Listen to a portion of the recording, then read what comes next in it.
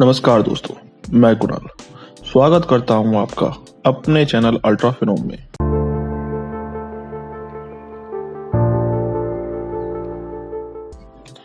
आज हम इस वीडियो में बात करेंगे उस स्पीच के बारे में जो भारत के प्रधानमंत्री नरेंद्र मोदी द्वारा यूनाइटेड नेशंस की जनरल असेंबली के 75th सेशन में डिलीवर किया गया।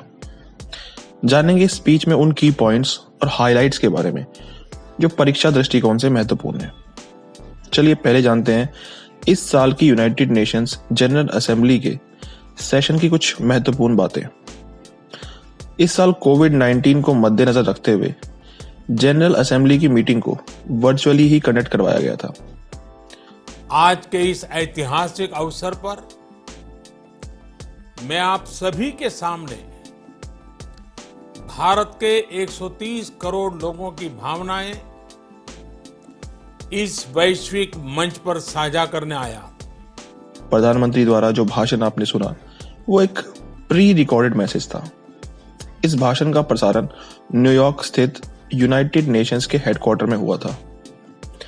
यूनाइटेड नेशंस जनरल असेंबली और यूनाइटेड नेशंस सिक्योरिटी काउंसिल दोनों ही यूनाइटेड नेशंस या यूएन का इंपॉर्टेंट पार्ट है। यूनाइटेड नेशंस की स्थापना 1945 में हुई थी, दूसरे विश्व युद्ध के तुरंत बाद, और इसलिए 2020 में यूनाइटेड नेशंस अपने 75 इयर्स कंप्लीट कर लेगा।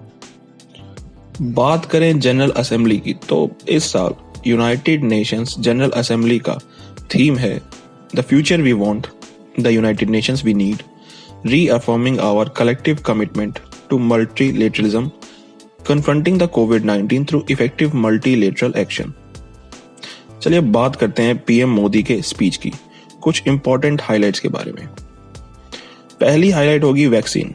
यहां पर प्रधानमंत्री ने बताया कि कोविड-19 पेंडेमिक के दौरान भारत ने करीब 150 कंट्रीज तक मेडिकल हेल्प पहुंचाई।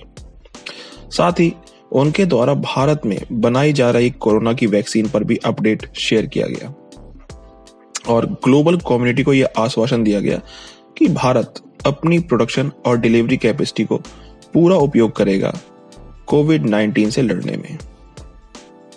बात करें दूसरे हाइलाइट की तो ये मैसेज काफी हद तक पाकिस्तान के लिए था।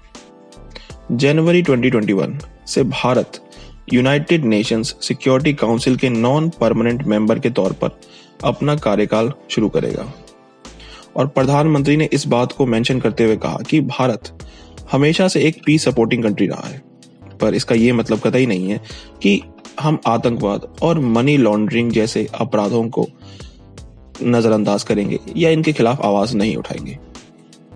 बढ़ते हैं अपने तीसरे हाइलाइट की ओर। यहां पर प्रधानमंत्री द्वारा यूएन की कार्यशैली पर सवाल उठाए गए।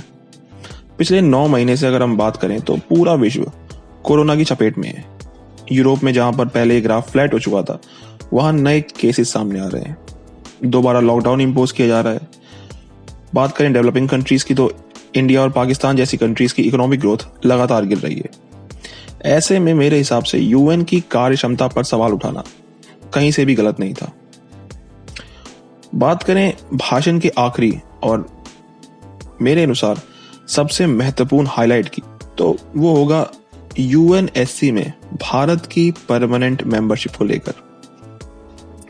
प्रधानमंत्री ने अपने भाषण में बताया कि बाकी देशों की तुलना में भारत ने अपने सर्वाधिक जवान खोए हैं यूएन पीस कीपिंग मिशन के दौरान।